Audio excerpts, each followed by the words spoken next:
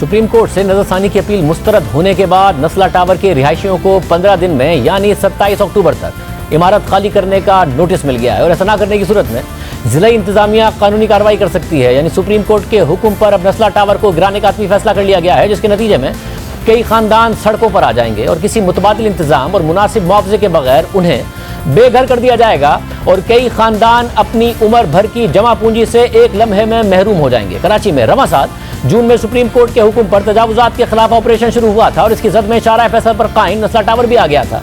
ताहम नस्ला टावर के मालिक और अलॉटीज ने सुप्रीम कोर्ट में नजरसानी अपील दायर की थी, मगर अदालत ने गुज़िश्ता माह नजरसानी की दरख्वास्त को भी मुस्तरद कर दिया था और इस दौरान एतराज उठाया जाता रहा कि कराची में तो तजावुजात पर कायम घरों, दुकानों और इमारतों को गिराया जा रहा है, मगर माजी में कुछ और केसेस में प्राइवेट सोसाइटीज को रेगुलराइज किया जा चुका है। चेयरमैन पीपल्स पार्टी बिलावल भुट्टो जरदारी, वजीर आला सिंध मुराद अली शाह और एमक्यूएम पाकिस्तान भी एतराज उठा चुकी हैं। सुप्रीम कोर्ट ने रवां साल जून में यह हुक्म दिया कि शहर में जितनी भी तजावुजात हैं उन्हें मस्मार किया जाए, जिनमें बरसाती नालों के इर्द गिर्द कायम हजारों घर, अलादीन पार्क पर पवेलियन एंड क्लब और सैकड़ों दुकानें और शारा फैसल पर मौजूद नस्ला टावर शामिल था। नस्ला टावर से मुतालिक फैसले में सुप्रीम कोर्ट ने नस्ला टावर के बिल्डर्स को पाबंद किया था कि 3 माह के अंदर रिहायशी अपार्टमेंट्स और दुकानों के मालिकान को उनकी रकम वापस की जाए। मगर यहाँ ये सवाल उठता है कि 2013 में जब इन अपार्टमेंट्स की बुकिंग हो रही थी तो एक अपार्टमेंट की कीमत 1.5 करोड़ रुपए थी, लेकिन आज एक अपार्टमेंट की कीमत 4 करोड़ रुपए तक पहुंच चुकी है। तो अगर सुप्रीम कोर्ट के हुक्म के मुताबिक अलॉटीज को 7-8 साल पुरानी रकम मिल भी जाती है तो वो कैसे नया फ्लैट खरीद सकेंगे।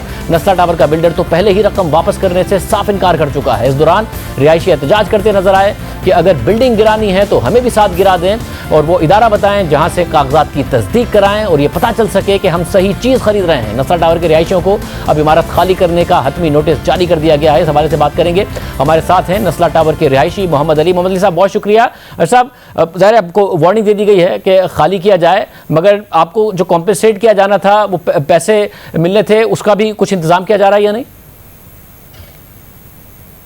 नहीं सर, हमारे को किसी ने भी अप्रोच नहीं किया है, कोई ऐसे मामला नहीं हुए, ना कोई ऐसी बातचीत हुई है।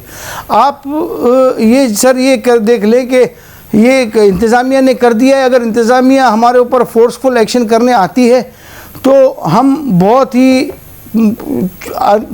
ही तरीके से हम अपना एहतजाज करेंगे। हम अपने हक़ को तो ऐसे ज़ाया होने नहीं देंगे। हमारा हक़ है, हमने पैसे दिए, हमारे पैसे कोई हराम के नहीं है, हमने कोई चोरी डकैती करके पैसे कमाए नहीं है, हमने हमारी मेहनतों से पैसे कमाए। और हमारे बिल्डिंग के अंदर ऐसे मुतवस्सित तबके के लोग रहते हैं जो नौकरी पेशा है, जिन्होंने कर्ज़े लेके अपनी कंपनियों से अपने एक फ़्लैट बनाए हैं। तो सर मेरा कहने का मकसद ये है कि जब ये 3 साल बन रही थी बिल्डिंग और 4 साल इसमें रहने को हमको हो गए, 7 साल के बाद आपकी आंखें अब खुली। पहले आपने कहा कि ये नाले पे बिल्डिंग बनी है, फिर आपने ये कहा कि ये 780 गज जेनियन है। सर हमारे पास 780 गज जेनियन है, चले आपकी बात मान लेते हैं, आपकी बात सर आंखों पर। सर इसके बाद भी, ऑर्डर आने के बाद भी SBCN सिंधी मुस्लिम कोऑपरेटिव हाउसिंग सोसाइटी ने हमें ये लेटर इशू किया है जिसमें ये लिखा गया है कि आपकी लैंड ऑफिशियल है। आप सिंधी मुस्लिम को बुला नहीं रहे हैं कोर्ट के अंदर, आप किसी को बुला नहीं रहे हैं। आपको ये करना है तो आप करें, बेशक आपका दिल, आपकी खुशी, आपको ये चाहिए कि आप इसको गिरा दें, नो प्रॉब्लम, हम आपके साथ हैं, हम आपका साथ देंगे। लेकिन किसी का हक सल्ब करके और उसको नुकसान पहुंचा के फैसला करना, ये मेरे हिसाब से गलत है। ये हिसाब से कानूनी तरीका नहीं है। आपको उम्मीद नहीं है कि आपको कॉम्पेंसेशन मिलेगी, आपको आपके पैसे मिलेंगे? आप ये देख ले कि आज तक किसको मुआवजा मिला है टूटने के बाद? ना किसी को मिला है, ना किसी को मिलेगा। कानून सबके लिए अलग अलग है, बड़े के लिए कानून अलग है, हम छोटों के लिए कानून अलग है। तो ये बात तो छोड़ दें, क्योंकि आप देख लें इस्लामाबाद में बिल्डिंगें रेगुलराइज हो गई, अपने सिंध के अंदर रेगुलराइज हो गई। इधर हमारी एक बिल्डिंग को एक 341 जिसकी हमारे पास ऑफिशियल सिंधी मुस्लिम अलॉटमेंट दे रहा है, अलॉटमेंट लेके हम लोग पेपर्स डॉक्यूमेंट्स हमारे पास मौजूद है अलॉटमेंट के। अब हमारी मोहतरम सुप्रीम कोर्ट ये कह रही है कि हम उसको एक्सेप्ट नहीं करते। ना करें, आपको तोड़ना है तोड़ दें, कोई मसला नहीं है, हम खड़े हुए हैं आपके साथ, हम खुद खड़े होकर तोड़वाएंगे, हम आपका साथ देंगे। लेकिन पहले हमारे मुआवजे हमें दे दिए जाए। हमें मुआवजे देने के बाद आप 8 दिन का हमें वक्त दे दें कि आप खाली कर दें। हम ना खाली करें, फिर आप जो करेंगे उसको हम सर आँखों पर लेंगे।